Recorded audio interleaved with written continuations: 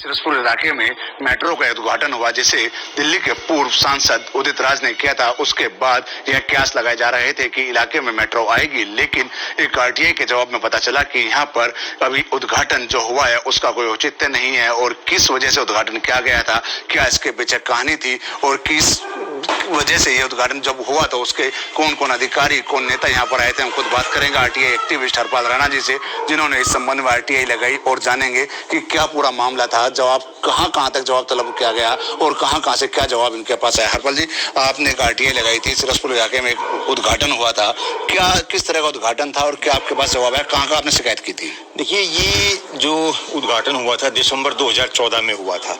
ये दिसंबर 2014 में उदित राज के द्वारा, जो कि सांसद थे उस वक्त, फर्जी शिलान्यास किया गया था। वो फर्जी शिलान्यास दिसंबर 14 में किया गया था और वो उस वक्त फरवरी में दिल्ली के विधानसभा चुनाव थे। ये चुनाव से पहले लोगों को एक तरह की प्रलोभन दिया गया था कि हमने आपकी मेट्रो क्षेत्र में ला दी है। उससे पहले बहुत से किसान वहां पर मांग कर रहे थे कि जब हमारे सिरसपुर गांव में डिपो मेट्रो का बन रहा है तो हमें भी मेट्रो की सुविधा यहाँ तक दी जाए।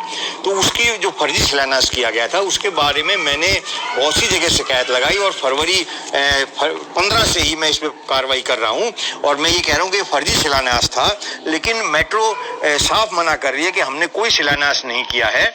जिसमें आप देख सकते हैं, ये 2016 का फरवरी 2016 का पत्र है, जिसमें मेट्रो कह रही है कि हमने कोई शिलान्यास नहीं किया है, हमारी कोई स्वीकृति नहीं ली गई है। तो ये सांसद के द्वारा निर्वाचित प्रतिनिधि, सांसद बहुत बड़ा निर्वाचित प्रतिनिधि होता है, देश का सबसे बड़ा निर्वाचित प्रतिनिधि होता है, उसके द्वारा ऐसा फर्जी शिलान्यास किया गया। इसके खिलाफ मैंने बहुत प्रयास किए, अनेकों जगह इसके पत्र भेजे, महामहिम राष्ट्रपति के द्वारा, प्रधानमंत्री के द्वारा, गृह मंत्री के द्वारा, कि गलत किया गया है।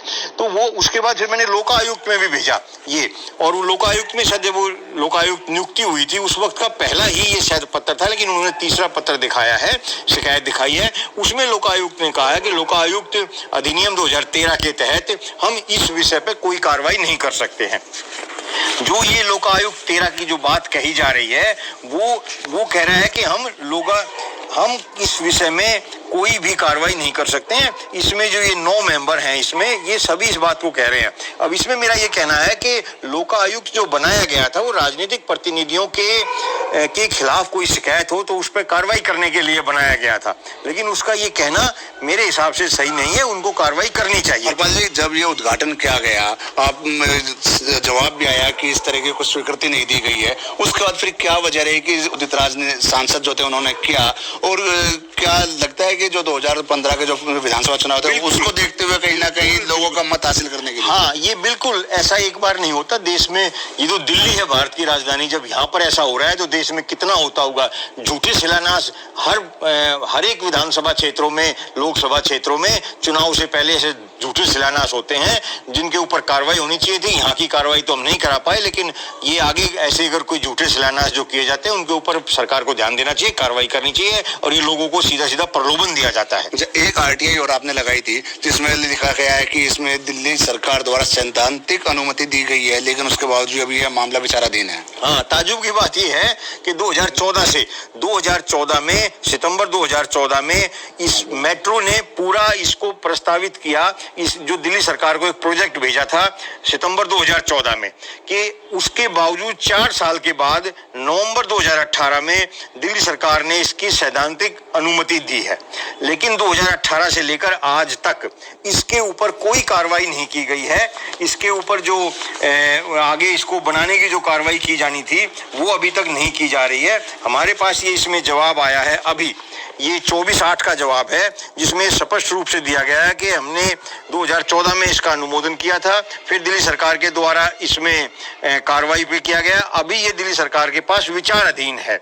तो ये सीधा दर्शाता है कि दिल्ली सरकार लोगों की जो सुविधाएं हैं, परिवहन व्यवस्था जो है, मेट्रो की एक जो मांग बहुत दिन से की जा रही थी और दिल्ली सरकार ने 2018 में जिसकी सैद्धांतिक मंजूरी भी दे दी थी वो अभी तक पास नहीं की गई है।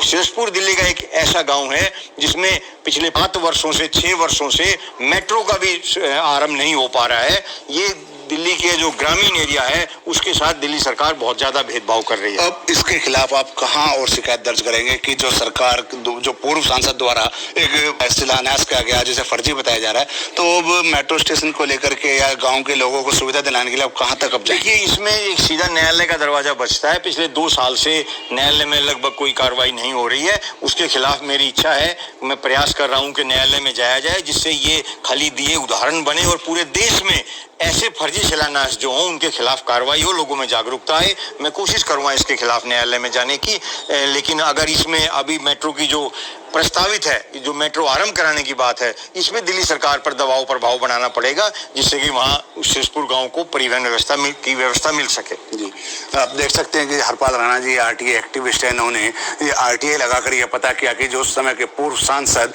डॉक्टर उदित राज ने जो शिलान्यास किया था वह उसका अभी कोई औचित्य नहीं था, उसे फर्जी बताया जा रहा है, लेकिन वहां पर शिलापट लगी हुई है। और उसके बाद दिल्ली विधानसभा चुनाव हुए, जिसको इन्होंने बताया कि हो सकता है कि विधानसभा चुनाव को देखते हुए प्रलोभन दिया गया जनता को, लेकिन उसके बाद 2014 से लेकर 2018 के बीच में सैद्धांतिक अनुमोदन दिल्ली सरकार द्वारा किया गया। उसके बावजूद भी यह मामला अभी विचाराधीन है और अब खुद हरपाल राणा दिल्ली को न्यायालय का दरवाजा खटखटाने की बात कर रहे हैं कि यदि वहां पर मेट्रो स्टेशन नहीं बनता है, जब पूरी दिल्ली में अलग अलग चरणों में मेट्रो का जाल बिछाया जा रहा है, तो वह इलाका अभी तक मेट्रो सुविधा से महरूम क्यों है।